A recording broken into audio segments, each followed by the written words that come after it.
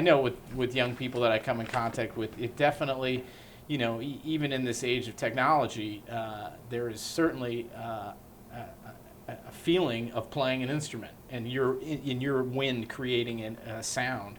And I think that is always going to be special, whether it's jazz or classical or whatever it is. And I do think that for young people, or not any age, it's not just young people, but for them to have an opportunity to hear an instrument, an acoustic instrument, there's still something magical about that. There always will be.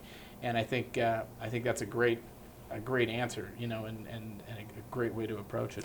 I remember Chuck Dallenbach saying once that he was in the Canadian brass. They were, they have, of course, have their, they go on their big tours, and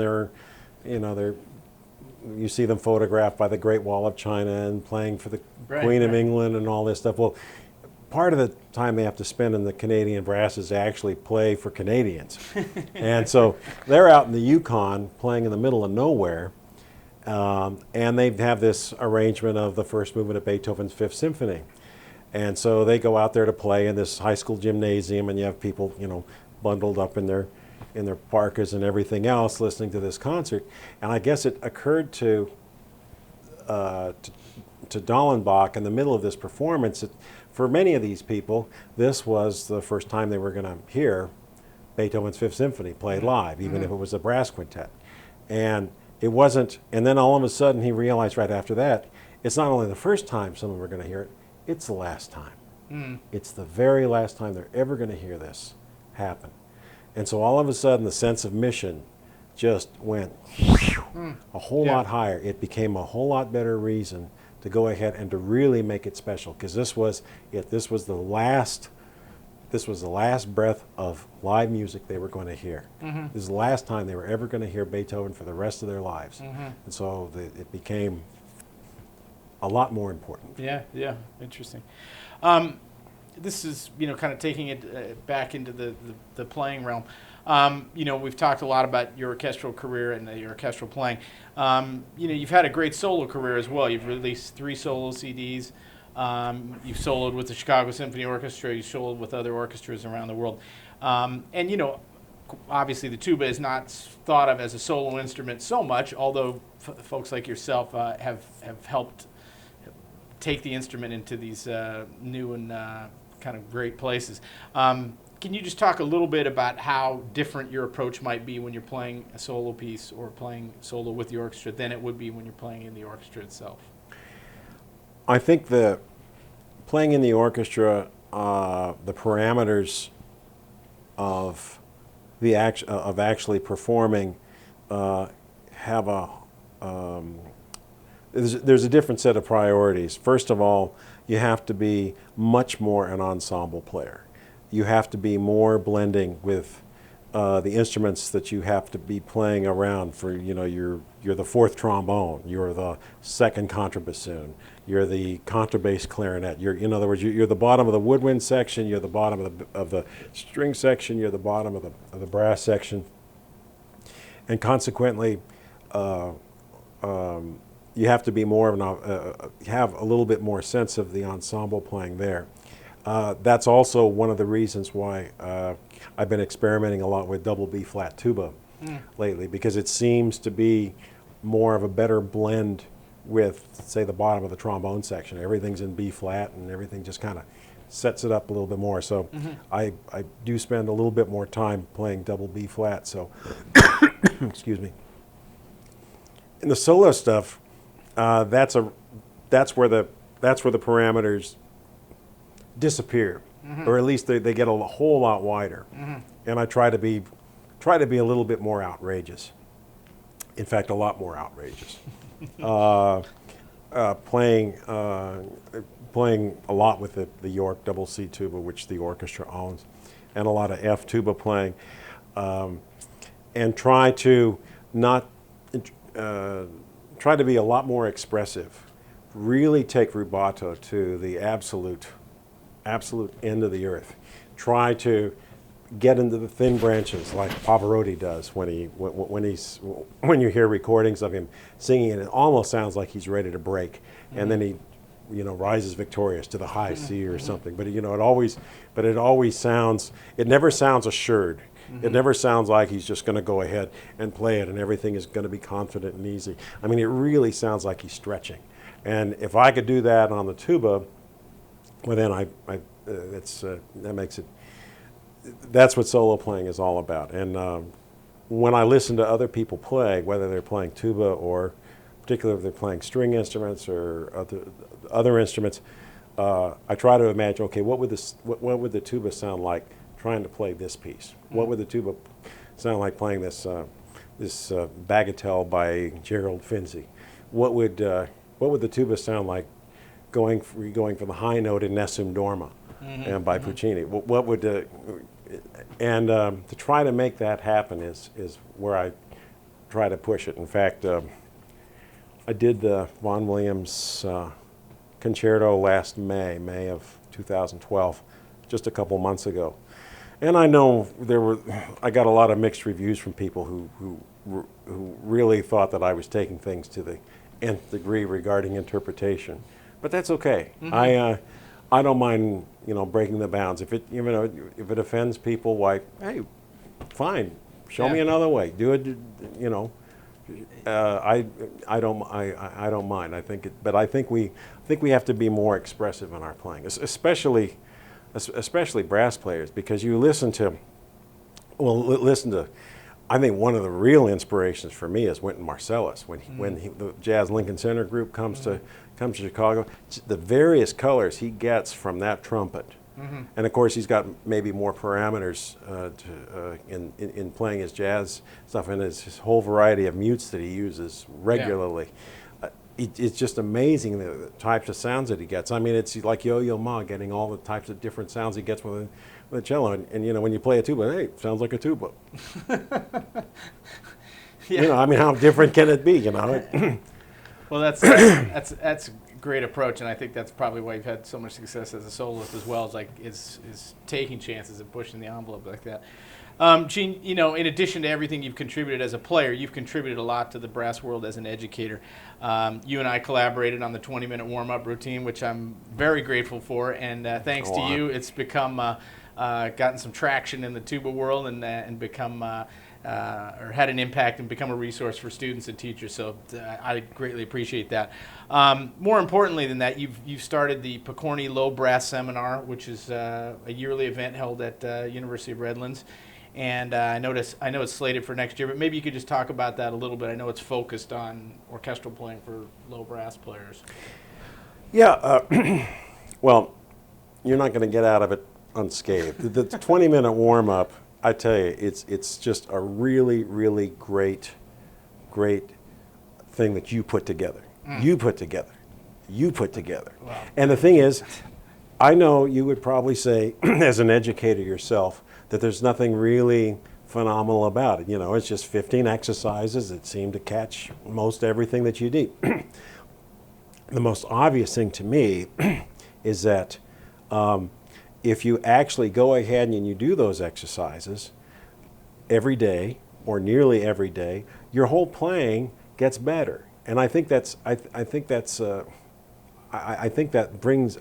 something that just speaks volumes to me, because I have, since that time when you had me do that, I've stuck with that, and it's been a real boon. It's been a real boon to my playing, and when we go, when this seminar happens at Redlands or when I'm going off to other places, I highly recommend it, because if you manage to get these very simple exercises down in 20 minutes, or if you take it through a second time and maybe do a little bit of variations on it, and maybe add just a few other things like long tones and some bel canto exercises, you've got it all figured out. It's a really condensed way of keeping your playing going. Plus, you're playing against a soundtrack, which is keeping your rhythm straight, and you're going against some harmonies, which is keeping your ear training going. I mean, it's extremely condensed, and well, bravo. I know it's nothing phenomenal. I mean, you just wrote these exercises out, but it works. It works. Thank you, Gene. That's very kind of you. I really appreciate it. Now, what was the second part of the question? Well, we're talking a little bit about the Pokorny Low Brass Seminar at University of Redlands. Yeah. It's great to go back to University of Redlands, where I spent my first 2 years in college, 1971 to 1973. And they gave me a very distinctive honor some years ago. They gave me an honorary doctorate, which was pretty amazing. I mean, considering my mental capacity. uh, so I so it actually started off as being a suggestion from my wife, Beth Lodahl, that because she knows I feel some a very strong. I've always wanted to do kind of a band camp, because band camp has been something that my parents kind of kept me going when I was in Southern California, and that thing has kind of lost some interest in the last couple of years in a lot of places. But I was thinking of doing that, and so I spoke with Dr. Andrew Glendenning there when I was there at the University of Redlands, and started to talk about band camp, and we started to talk about, well, maybe something on a slightly higher level, and started to talk about maybe just having a tuba class, maybe for 1 week in the summer, and it would give me a chance to go back to Southern California and to kind of spread the gospel, as it was, for all the great experiences that I've had, and the Chicago brass playing ideas, which don't necessarily get onto the West Coast very often. And so now it's turned into something that has been going on for about 5 years or so. In 2013, we've got a week-long seminar that's going to start July 8th. Along with tuba, I've got colleagues, Michael Mulcahy from the Chicago Symphony, who's going to be teaching tenor trombone. Randy Hawes, a monster bass trombone player from the Detroit Symphony. We were on Woody Herman's band together. Oh, yeah? 100 years ago. ago. Oh, sure, so, sure. Yeah, You mentioned Woody. But I echoed that. Randy's an unbelievable player. Yeah, no he's great. And Dr. Andrew Glendenning is just a great scholar, great organizer, and is just a genius at putting this stuff together. And he managed to get the Chicago Symphony low brass section to play out on the last Chicago Symphony tour to Los Angeles. I should say Southern California, because we didn't play in Los Angeles. We went out to California, and he managed to get the CSO brass section to play out there at the University of Redlands, which was pretty cool. amazing. Yeah. So he can make anything happen. And so we go through everything, just orchestral playing, solo playing. Every one of us plays recitals. We talk about 20th century music. We have astronomy night. We were watching the International Space Station float over a couple times, a couple evenings there. We talk about guacamole recipes. Talk about just keeping our heads on straight and keeping and moving forward. But I'm very honored that they even call it the Pokorny Seminar. I kind of makes me cringe a little bit. I mean, it's a low brass seminar, and it's a Pokorny seminar. So it's Well, it sounds like an amazing program. Sounds like anybody who gets to go to that is going to be very fortunate. And I can honestly say I didn't think guacamole recipes was going to come up in this interview today, but I'm glad you were. I'm glad you brought it up. But use good real stuff. lime juice, not the fake stuff. Yeah. Gene, it's been such a great opportunity to talk to you. I like to finish up most of the interviews with giving each great brass player an opportunity just to give some advice, a real short bit of advice to, in your case, maybe you could address to aspiring orchestral players, and in particular, a super outstanding young tuba player out there who dreams of being the next Gene Pokorny. Just what advice you might give to those folks. Don't forget your mouthpiece.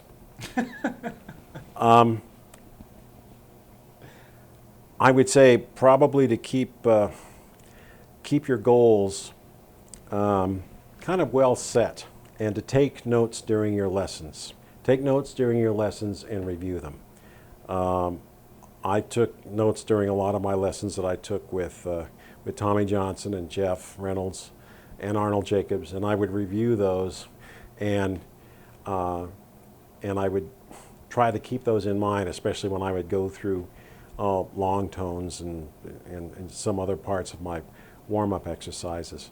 I'd also, especially, I think playing solos is really important. And if you go ahead and you're working on a lot of technical things, I think you should go ahead and plan at least one solo recital a year, just to keep your head moving and thinking about musical lines and musical thoughts and those types of things, and to not be so stuck in the just doing regimented exercises.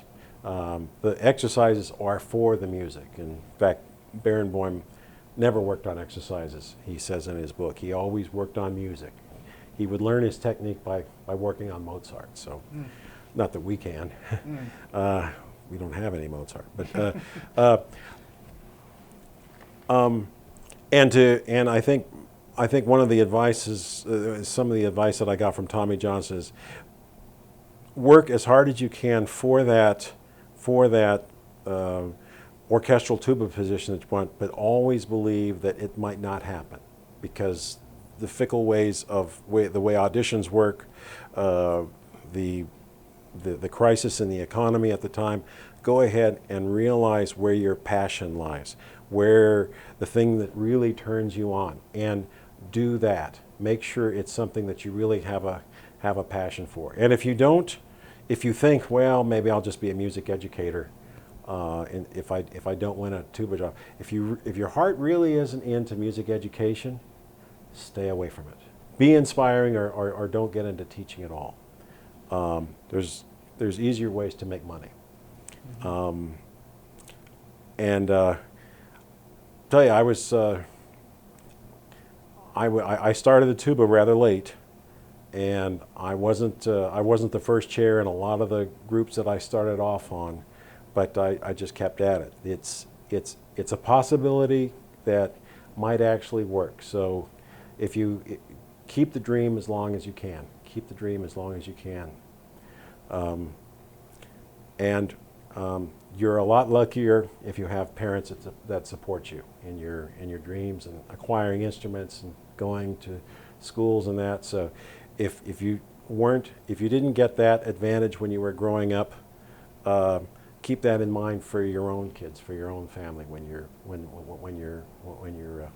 raising them. That's great advice, Gene. Really heartfelt too. We appreciate that very much. Okay, just to end on a very light note, I know. Just a second. I want to make sure I didn't miss anything. Beth, did I miss anything? No. I didn't? No, my wife is right off camera here. In fact, you should get on camera. No, I don't think so. Yes, she can. So, but Mike has a very important question. No. So you can. Well, I'm gonna ask you this, Gene, but Beth, feel free to veto this response if it's not appropriate. Gene, I know that you are a huge fan of the Three Stooges. Certainly. I have to, before this interview can end, we won't leave this room until you answer, but I'm sure you will once we put it in that framework. Who is your favorite Stooge? You really have to ask. I have to ask. It's Curly. I mean, who else? Yeah. When did we get married? We got married on October 22nd, 1993, which was Curly's 90th birthday. Curly's 90th birthday. Now, that was the only. Fortunately, Schulte programmed the creation. This was the only time we could do it, because Haydn fortunately didn't write a tuba part. So we got married on Curly's 90th birthday, and 10 years after that, Curly's 100th, I happened to be playing the United States Embassy. The Chicago Symphony Brass Quintet played a concert at the U.S. Embassy in Tokyo, and Howard Baker was the ambassador, and Nancy Katzenbaum, his wife, and so we were playing this recital.